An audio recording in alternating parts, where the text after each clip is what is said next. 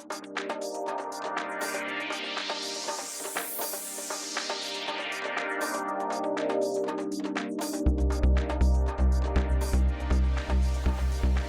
hello guys, my name is actually Jaime.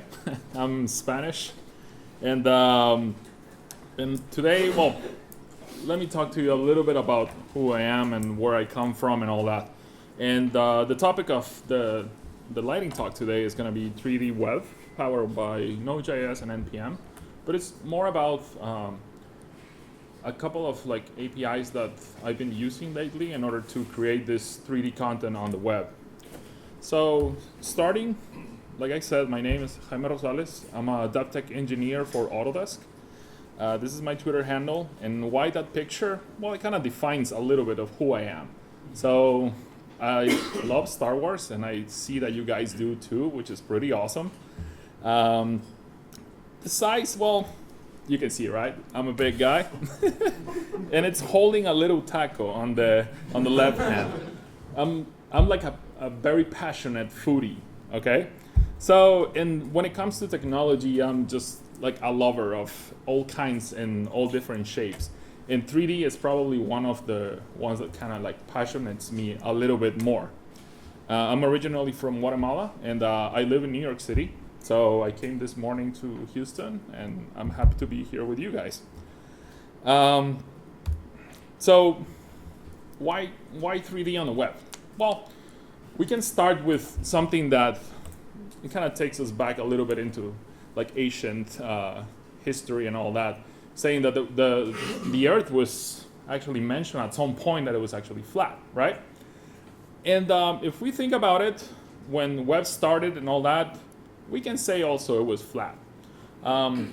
We've been living in a 2D world when it comes to getting information. So think about it like the first appearance of information with books. You try to get new content, you flip a page, and then you get a new one. We started with web in order to get rid of that physical content on books, but the web keeps being a little bit flat, because what happens? You end up looking for new content, clicking to a link, just moving into a new page, and everything about it, again, it's completely flat. So, well, we are up to an era where like the technology that the web has evolved into it allows us to not have that kind of flat world anymore, right? So it's not flat. Okay, so, but we think about it too, like we have two eyes, and if we realize everything that we have around us, it's like, it gives us a perspective view, a different point of angle of what we're looking into things. I see things in that wall, and they kind of like represent like 3D being put it on a 2D plane, right? So why not seeing also our websites with 3D?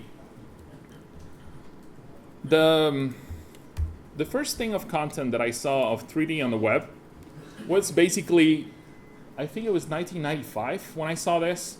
I think I was like 9 years old, I believe, something like that. The famous Cha-Cha Baby, it got like pretty famous because of Ally McBeal episode. I don't know how many of you guys have seen it before. And when I first saw this, it was just like, okay, so trying to understand that I'm seeing my screen being something as that it's giving me content, and then I see this thing moving around, and it gives me the feeling of something on the back of that object. All right, so that's, for me, it just kind of blew my mind, because it felt like I was looking through a window, okay?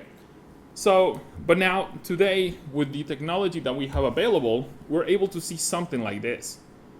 So, when you think about it, the quality of rendering of images that you can get on a website are like pretty unique, pretty stylish, and they just simply like look beautiful, okay? This is a technology, a viewer called Goo. I don't know how many of you guys have heard of it before. They have like really, really awesome examples about 3D on the web. I will try to show you one more later. So when I see this, and I'm just like, okay, this again, I know it doesn't have anything on the back, but you can start already interacting with this model, okay? So it kind of gives us that idea of like, there is a lot more that we can be doing with our websites. So why 3D? Well, there's a lot of designers in the world for different areas. And I can tell you that, for example, visual designers, they use tools such as Photoshop, Illustrator, AutoCAD for interior designers. How many of you guys know AutoCAD? Cool, all right. It's already old school technology from Autodesk and kind of like goes on. Then we have software for industrial design, which is like Rhino, SolidWorks, and Fusion. And then for architects, we have Revit. So a workflow for a designer kind of goes like this. So the designer makes up the design, later on sends it over to his client, and the client then needs to figure out what software to download in order to see this file. And let's face it, like these file formats are like very proprietary. And even though we have some universal ones, kind of like STLs or OBJ, that are pretty famous today for 3D printing, you still need to kind of like get a tool in order to take care of visualizing this beautiful 3D models. So let's say DWG, which in this case will be an AutoCAD file. If you don't have an AutoCAD license, it can get like pretty expensive in order to visualize it. Okay, so this creates a problem. So you get the models become like extremely lossy. They often lose their metadata that it comes with it. So CAD models, if you guys heard of it before, they have really important data inside. Data that are not only a beautiful picture when you get to see them. And what often ends up like happening is that your client tells you like, you know what, I don't have the software to see it. Can you render it into 2D pictures and just send it to me in a PDF? So if you're a designer, this can be a little bit frustrating because you spend a good amount of time, a good amount of effort in creating a really nice 3D model, and you end up just putting it in flat content again. We're not from the past anymore, okay? So basically now we have, for quite some time, we had WebGL. How many of you guys know WebGL here? How many of you guys consider yourself masters in WebGL? Me neither. It's actually pretty difficult, okay? A lot of like shader coding and all that stuff, and it can be like quite difficult to kind of master. So for those that don't know what WebGL is, so it's a JavaScript API that lets you render 3D content in your browser. It is not a W3C standard, but even though actually everybody is supporting it, okay? Your mobile devices, if they're iOS 8 plus, on the system will support it.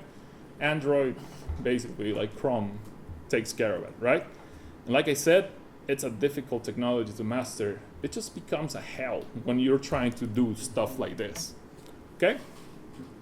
So, like I was saying, Autodesk came out with this 3D 2D viewer. I'm not saying we are like pioneers on 3D viewers on the web, because like I just showed you an example from Goo, they have pretty cool stuff on it. But what makes this thing interesting for like full stack front-end developers and all that is that it has a set of APIs. So it has a REST API and a JavaScript API that takes care of the uploading of your CAD file and then the viewing on the browser. Cool thing about it, it's free, okay? So let's say you have an e-commerce website. You go into a website, you're trying to buy a bike. A quite expensive bike, but that's not the point right now.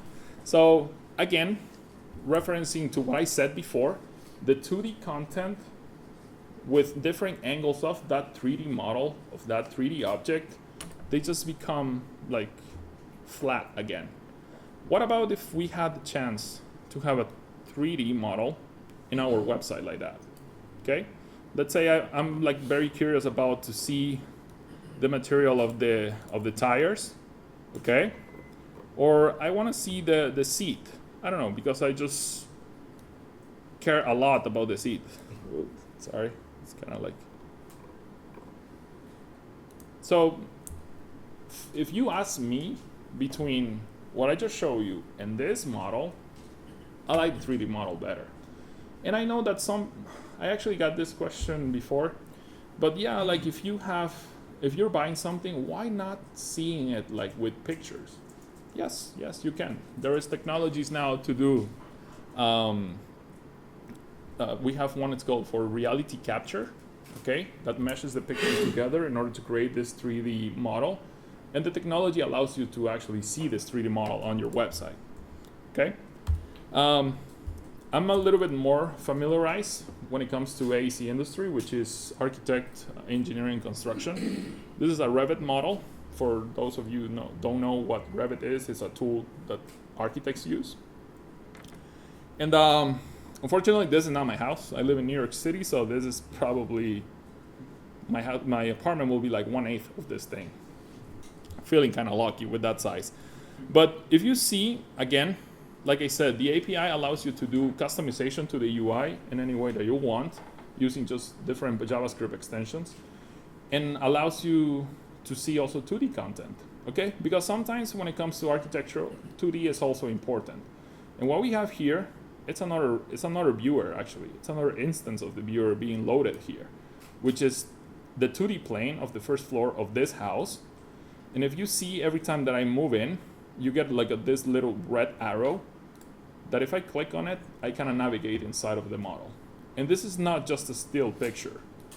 I can kind of grab it and move around inside of the model. And we're just in a different location.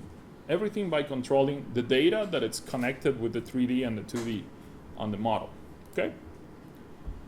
So let me show you another example. Have you guys heard about Polymer? So this is an example using the Polymer library. It looks like a simple website, just a small gallery, but we have a working 3D model on the top here. So I'm not saying your entire website should be 3D, but you can have like parts of it being 3D actually. Like I said, I'm a Star Wars fan, and at some point I saw a website with the new droid, the BB-8, where parts of the website was having ability to control the new droid in 3D. I'll try to do a quick Google on it. I don't think I have the link kind of handy to me right now. But then again, when it comes to the quality of material that we can see on the website, if we check also how long this thing will take in order to load, I'm gonna disable, let's do it without disabling cache, and then I'm gonna do one with disabling cache. So you see, you get, I don't know if you guys can see that on the back, 5.4 kilobytes, and it finished in 2.92 seconds. And you have a working 3D model here. If we do in disabling cache, because right now we will be cheating, it will take quite a little bit more. Since it's a model that tends to be a little bit big, yeah, it probably goes up to maybe like 12, almost close to 13 megabytes on the size of it.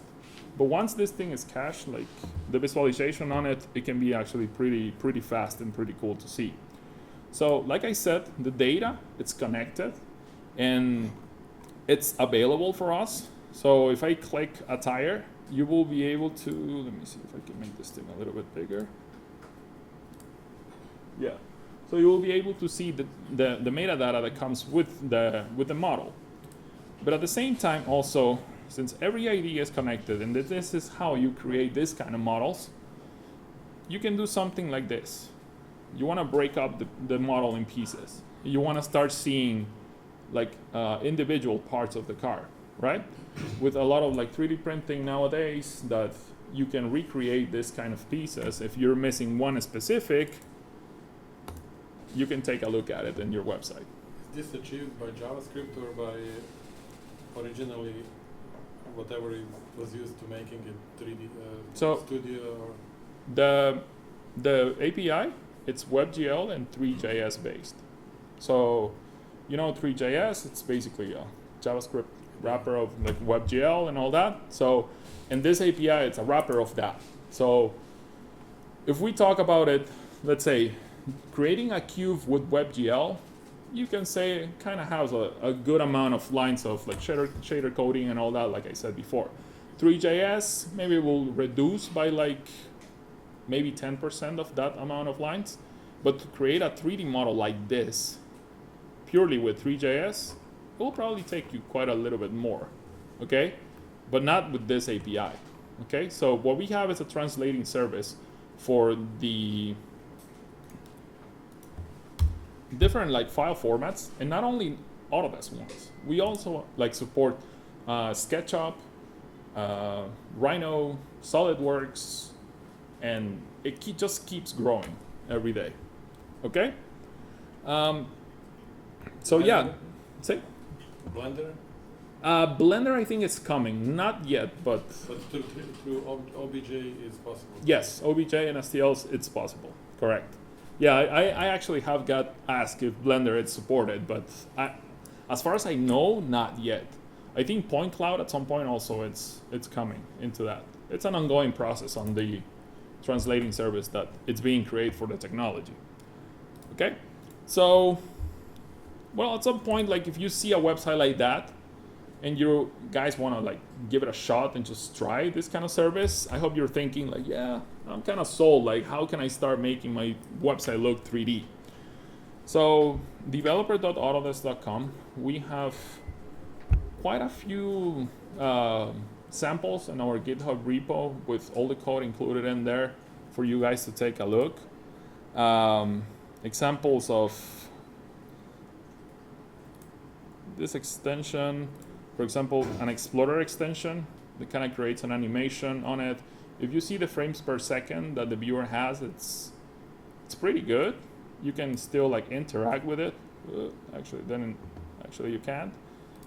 If you want to see the source on it,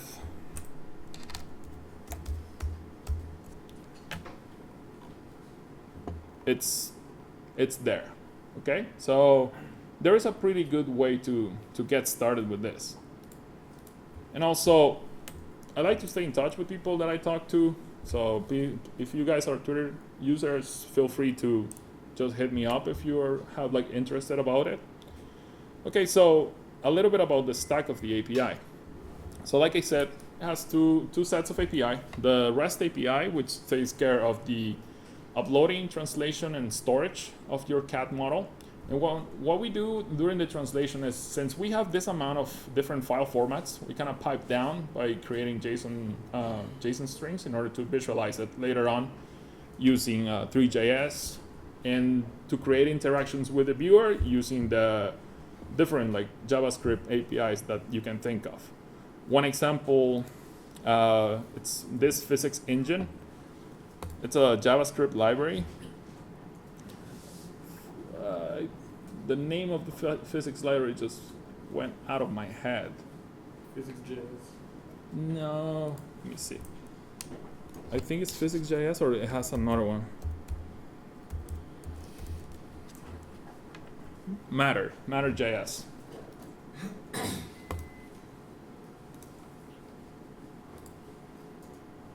think I have a couple of WebGL tabs that are killing my. So, like this kind of functionality, you can like recreate it in the viewer, okay? So there's a lot of integrations. Those existing JavaScript libraries that are out there, you can basically put them and use them in this kind of technology. That's another one. Gravity also affects in this thing. So if I remove that piece and if I don't hit it, also it kind of falls down, right? So there is many different options that you can do with that. We also have an NPM created for the view and data, and it's actually pretty straightforward. I don't know how many of you guys have used Cloud9 before. Well, for those that you don't know what Cloud9 is, it's a pretty cool service actually. It lets you use like a JavaScript IDE on your website. For example, this might take a little bit. I should have loaded before. But it lets you kind of like install different NPMs on your projects and then just test it from there live, and even like run like Mocha scripts in order to test your code and all that. So it kind of has like some good use on it. And I've been playing around with it for the last couple of months, and to be honest with you, I've been enjoying it a lot. Well, if this is gonna take a little bit, I have one already here.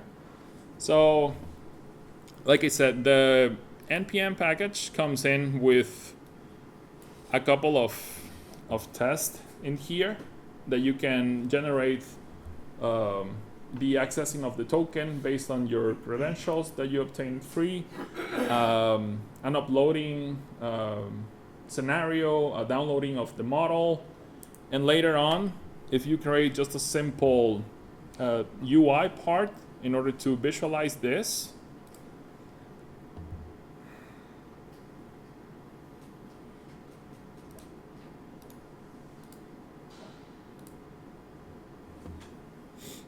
you can have a 3D model in your website, okay?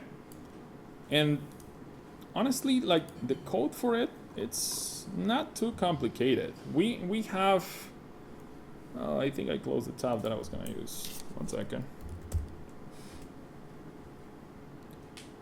So like I said, you head over to developer.autodesk, you request a set of keys. These are your keys in order to authenticate to the server in order to use the translating services. And later on also we have like a step-through guide of how to get started. It's something pretty simple. You can embed this kind of content in your blog post and then just have 3D ready on your website. This last part, which is the JavaScript viewer one that I was talking about. So you do references. Let's see if I can. You do references to a couple, one script for the viewer and also one CSS library. The initialize function that pretty much ends up being the same all the time. The only thing that you need to replace will be the URN of your document, which will change based on your credentials and also the name of your bucket and also the name of your model. Okay, so the path gets encoded in base 64, and that's how we identify inside of the server this. But also you can have this 3D content being downloaded and being shown offline as well. So pretty simple to remember. It's just npm install view-data view-n-data. Okay. So like I said, on the client side, you references the JavaScript libraries. You create a div with the ID of the viewer. Usually with Three.js, you use Canvas for this, but in this case, we're gonna use a div. And then the functions that I mentioned, okay? The token service, it's very recommended to create your own because it expires after 30 minutes. And but you can take care of that with a simple Node.js one. The Node.js one server for this, it's actually pretty simple. It's not much things on it. And then the API part, again, a couple of requirements on it, and pretty much that is it. Okay, and then well, the loaded document, which is the last function that you will need in order to display the 3D content on it. So some resources: developer portal, sample pages on GitHub. The slides are here hosted, my name.github.io/Houston.js. And a couple of samples that I like that we have. It's how many of you guys have bought stuff at IKEA before? I'm pretty sure almost everybody here.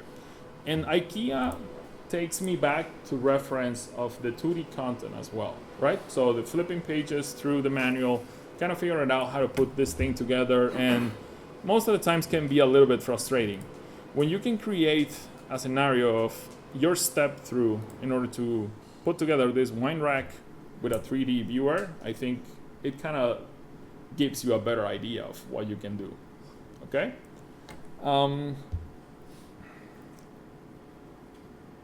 So yeah, like it's quite powerful. It renders pretty well on mobile devices, like I said, iPads, tablets of any kind. As long as WebGL is supported, it will run on it. And then after a couple of steps, you will have ready your wine rack. And then another one that with IoT, have you guys done anything with IoT? You? No? A little bit? What have you done with? Small devices like Arduinos and okay. Stuff like that. Cool. Talking about Arduinos, I will show you something in a bit. I don't know if you guys heard about 123D Circuits. It's a website that lets you recreate all the Arduino scenario with pieces in order to, for example, you're missing like a specific kind of servo, you can test it from there before actually buying it with your code and all that. So I will show you that too. So this sample of IoT, it's based on our Pier 9 location in San Francisco. Pier 9, it's a makerspace in the San Francisco Bay Area. And pretty simple model, but we have a couple of really interesting machines in there. We have a CNC machine in there. And so Houston, I think it's like 5 o'clock in San Francisco right now, I'll say. Yeah, you guys are one behind New York, right? Yeah. Two? One behind you. Well, one behind New York, yeah. Yeah, one behind New York. So yeah, so it's probably 5 o'clock. I'm pretty sure. Usually people there actually leave a little bit early, but yeah, the machine's still running, so they're probably using it. And the way that this gets displayed is using CSS on top of the viewer. Like I said, the UI itself, you can customize it as much as you can. So pretty cool and powerful technology. How many of you guys are like startups, enthusiasts, or entrepreneurs here? Okay. If you guys like this kind of service, we have a platform, it's called Forge, and we have a fund of $100 million in order to invest in guys like you that are interested in creating businesses with 3D or just different kind of technologies as well. And the other thing that I want to mention, just since I think Texas is kind of close to San Francisco in some way, I guess, because it's pretty big. And we have an upcoming developer conference in June, so you guys are more than welcome and invited to come by and join us. It will be based on the future of making things, okay, which is a pretty cool topic right now. I think they're trying to get a couple of nice keynote speakers. I heard maybe Elon Musk, but who knows? The guy tends to be like pretty busy, right? And so please, like I said, if you guys have any questions or anything that I can show you around, please let me know about it. And then if you want to see the slides again, are hosted here. And I'm just going to open it up for questions if you guys have any. You mentioned before when you are loading content to web page, you can use div with ID view or yes. 3D.js. If you're 3.js uses Canvas. Uses Canvas. Yeah. What is in this case of view? In the API, it's using the Canvas, but just to keep it in a simpler way, in order for you to put the content wherever you want. Let me show you like what I mean.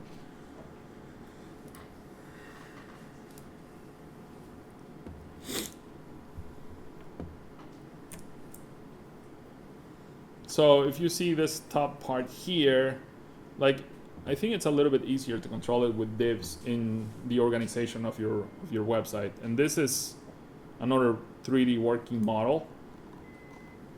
Okay. So, but it's just referencing the ID of the viewer where it's including the canvas inside. And that's it. Yeah. It certainly seems like a lot of the work goes into the models themselves, but there seems to be some way that when you blew up the model to yeah. look at the parts. individual Is there pieces. like a physics engine that's still keeping that together, or is that like part of the normal model definition? Like you include the That kind of model specifically, it's created with certain tools that kind of keep that kind of physics together, because it will be really easy to lost where the pieces go and all that. Yeah, but let's say you're constructing a house, right? So when you construct a house, you're not putting everything at once. You're putting locations on coordinates where the walls go, where the doors go, the windows, and all that stuff. So if I show you how that blow up actually looks in a house, and by the way, we have some samples using some galleries using Node.js and Angular, and also Node.js and React. So the code, again, it's available for you guys to take a look at it.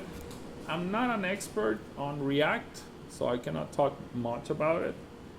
It's on my plans to learn about, because I kind of want to understand the difference. Maybe some of you guys might give me some insight to what it is. But I was hearing yesterday really interesting things about React itself, and so I got interested on it. So like I said, when you put up together a house, you have different objects that are part of it, right? So if we blow up this one, you see that every piece, like if it's put up together, like this frame that has 6 windows, it's all together. Okay? So, and that's how you build a house, basically, piece by piece. Same thing with a car, piece by piece.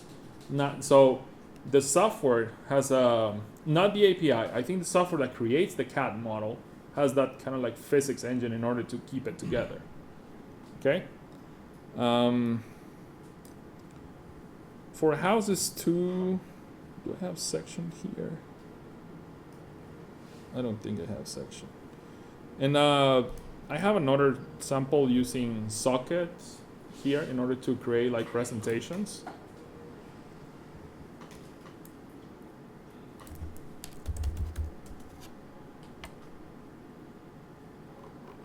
I don't know if this thing is working or not. It was, but okay, I'll have to demo that another time. But yeah, so like I said, questions, feel free to ask. If not, I'll also stay around for after the presentation. Yes? You mentioned the Arduino site. That was, yes, that one that was.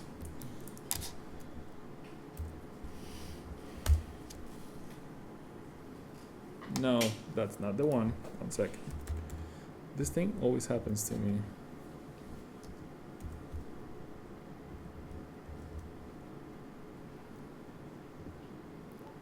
So, like I said, using that same viewer technology again, you can create this this scenario with 2D here. This is not a still picture. This is actually a model that I have interactions with it. And the cool thing about it that you can kind of have a code editor here in order to create the actions of your Arduino that you have set up. And you can start a simulation in order for you to see how it's working. For me, actually works pretty well because I have big hands, and when it comes to putting together those wires, it just becomes a mess. So I like to try it first here and then put it on the Arduino itself. The only thing I don't like too much about this, and I'm trying to see what can we do in order to support Johnny 5 on it, that'll be kind of like a little bit of a game changer on there in order to take advantage of all the functionality that this web app has. You can see it. I'm not an electrical engineer, so I don't understand this too much, but if someone is, probably will understand it better than me. I think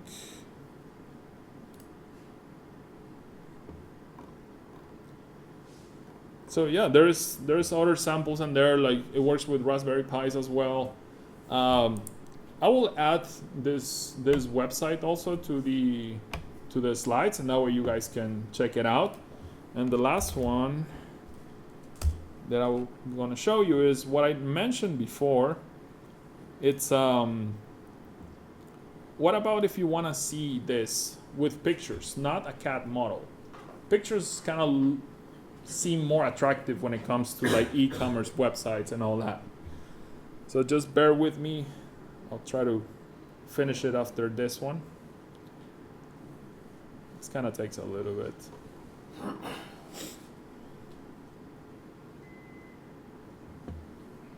So if you notice, again, same viewer, same technology in our gallery.